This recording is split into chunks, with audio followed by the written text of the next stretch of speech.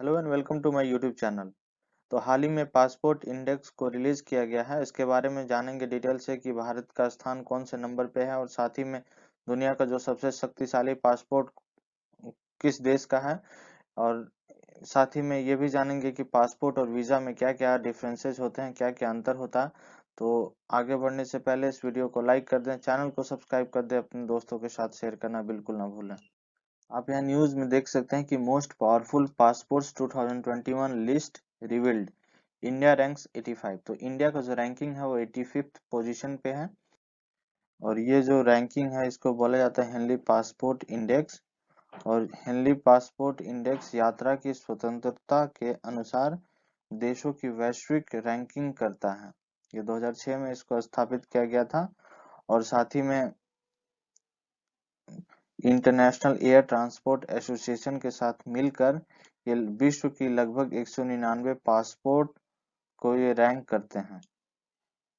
अब समझते हैं कि पासपोर्ट और वीजा में बेसिक डिफरेंस क्या है। तो पासपोर्ट किसी राष्ट्रीय सरकार द्वारा जारी वो दस्तावेज होता है जो अंतर्राष्ट्रीय यात्रा के लिए उसके धारक की पहचान और राष्ट्रीयता को प्रमाणित करता है।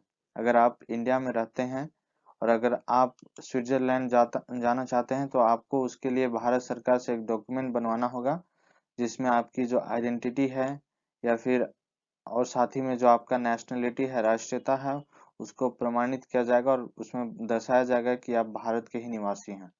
और साथ ही में अगर वीजा की बात करें तो आम तौर पर वीजा एक व्यक्ति को एक देश में प्रवेश करने और वहां रहने के अलावा और कोई अधिकार नहीं देता।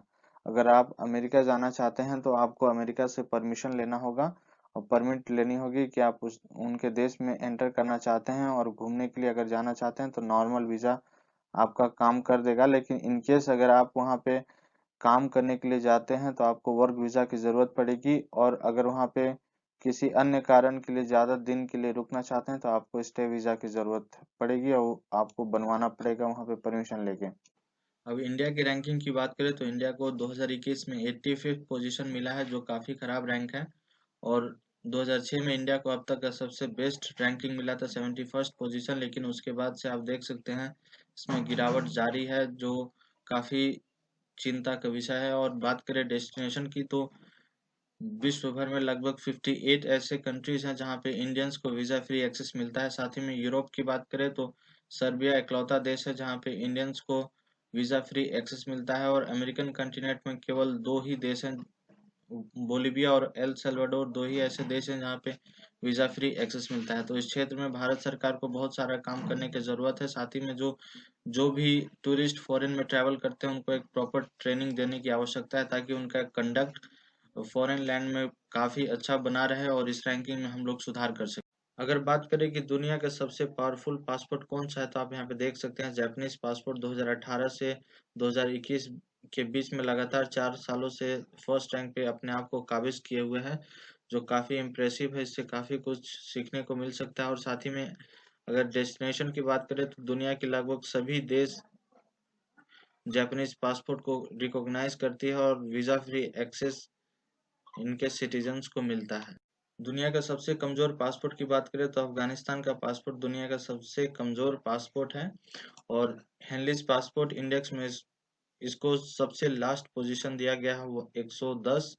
और साथ ही में अगर बात करें तो ये केवल अफगानिस्तान पासपोर्ट के साथ आप केवल 26 देश ऐसे हैं जहां पे आप वीजा फ्री ट्रैवल कर सकते हैं। उसके अलावा अगर पाकिस्तान की बात करें तो पाकिस्तान को 107वां रैंक मिला है, जो बॉटम 10 में आता है। साथ ही में अगर डेस्टिनेशन की बात करें तो केवल 32 देशों में पाकिस्तानी पासपोर्ट के साथ आप वीजा फ्री एक्सेस मिल सकता है। अगर साथ ही में अगर मिडिल ईस्ट की बात करें तो कतर केवल इकलौता ऐसा देश है जहां पे पाकिस्तानी सिटीजन्स को वीजा फ्री एक्सेस देता है। अब हम समझते हैं कि भारत सरकार द्वारा कितने तरह के पासपोर्ट को इशू किया जाता है। तो आप यहाँ पे देख सकते हैं कि भारत सरकार द्वारा 3 तरह के पासपोर्ट को इशू किया जाता है। एक तो ब्लू कवर के साथ, दूसरा व्हाइट कवर और तीसरा मरून कवर। जो ब्लू कवर पासपोर्ट है उसको हम टाइप पी पासपोर्ट भी कहते हैं, क्योंकि ये पर्सनल यूज के लिए किया जाता है। और साथ ही में जो आम नागरिक है उनके लिए ये इशू किया जाता है। और इन केस अगर कोई स्टूडेंट फॉरेन में जाकर पढ़ाई करना चाहता है तो उस कंडीशन में भी इसको इशू किया जाता है। और जो बिजनेसमैन है वो बिजनेस ट्रिप के लिए अगर वो बाहर जाना चाहते हैं तो उस कंडीशन में भी ब्लू कवर का पासपोर्ट इशू किया जाता है भारत सरकार द्वारा। अगर बात करें हम व्हाइट कवर पासपोर्ट की, तो इसको हम टाइप एस पासपोर्ट कहते हैं, क्योंकि यहाँ एस का मतलब होता है सर्विस। कोई इंडियन जो गवर्नमेंट ऑफिशियल्स है, भारत सरकार को रिप्रेजेंट कर रहा है किसी अन्य देश में, तो उस कंडीशन में भारत सरकार द्वारा ये व्हाइट कवर पासपोर्ट इशू किया जाता है। अगर अंत में बात करें तो टाइप जो मरून कवर पासपोर्ट है, उसको टाइप डी पासपोर्ट भी कहते हैं, क्योंकि ये इंडियन डिप्लोमेट के लिए इशू किया जाता है। और साथ ही में जो भी हमारे मेंबर ऑफ पार्लियामेंट हैं, या फिर जो member of union council of ministers, या फिर कोई हाई रैंकिंग गवर्नमेंट ऑफिशियल्स हो, या फिर डिप्लोमेटिक कुरियर्स हो, या फिर अगर कोई high ranking state level officials हैं, अगर वो फॉरेन में किसी ऑफिशियल बिजनेस के लिए वो ट्रैवल करना चाहते हैं, तो उस कंडीशन में भारत सरकार द्वारा ये मरून कवर का पासपोर्ट इशू किया जाता है। और अगर वीडियो पसंद आए तो वीडियो को लाइक कर दें, चैनल को सब्सक्राइब कर दें, अपने दोस्तों के साथ शेयर करना बिल्कुल ना भूलें।